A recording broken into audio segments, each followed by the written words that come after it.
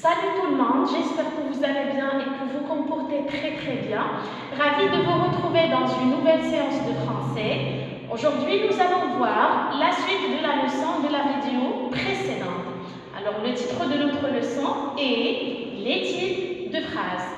À titre de rappel, on a dit que la phrase est un ensemble de mots, ou si vous voulez dire, un groupe de mots qui nous donne un sens. La phrase commence toujours par la majuscule et il est terminé par le point. C'est ce point qui nous aide à connaître son type. Par exemple, quand on dit une phrase terminée par un point et qui nous donne soit une information, une déclaration, une description ou une narration, on sait très bien qu'on parle sur une phrase déclarative.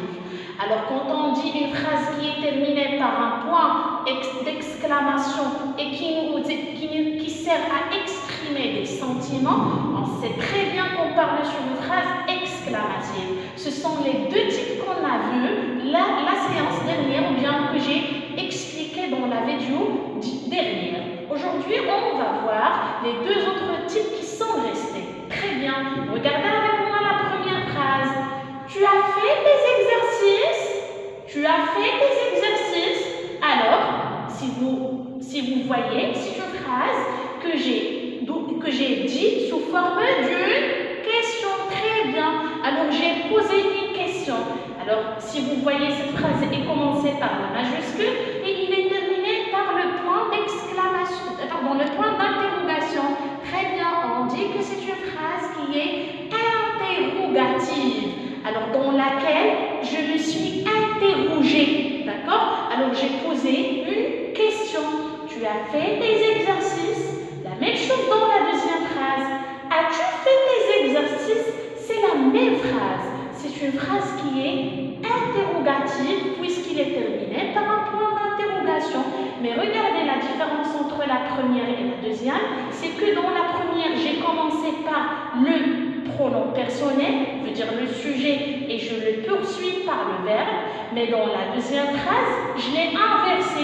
J'ai commencé par le verbe et je le poursuis par le pronom personnel.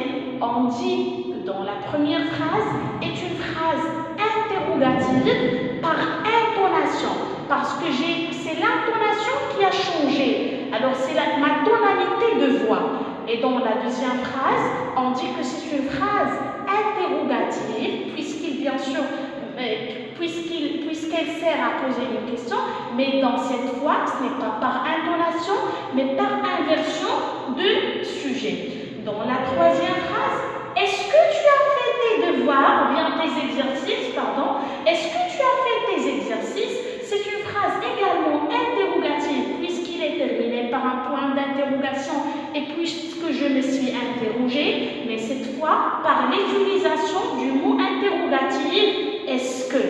Si vous voyez, j'ai pu poser trois questions par trois différentes façons. La première, c'est par intonation, la deuxième, c'est par inversion du sujet, et finalement, la troisième, par le mot interrogatif, est-ce que? Ce sont les trois façons qu'on peut trouver des phrases de la phrase interrogative. Très bien.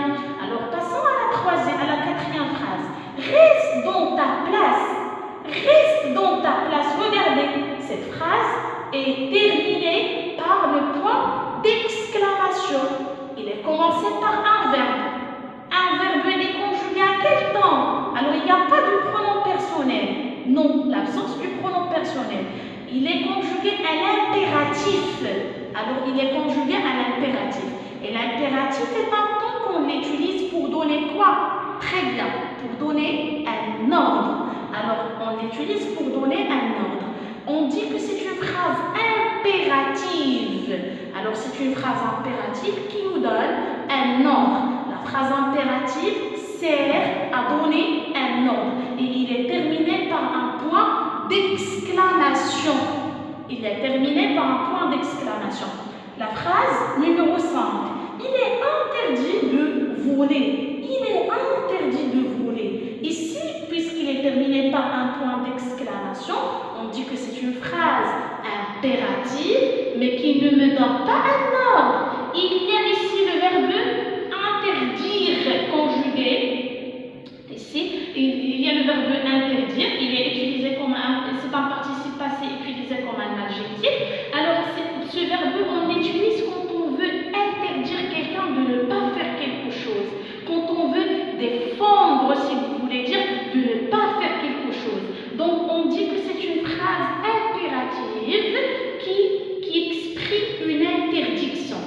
première nous donne un ordre, la deuxième exprime une interdiction.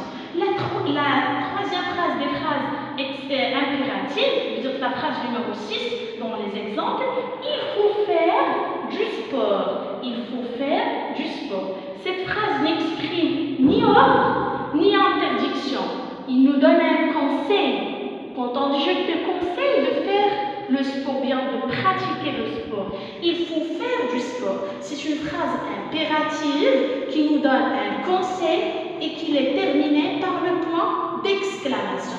Alors la phrase impérative peut terminer par le point d'exclamation, qu'elle peut terminer par le point. Et la phrase interrogative est terminée par un point d'interrogation.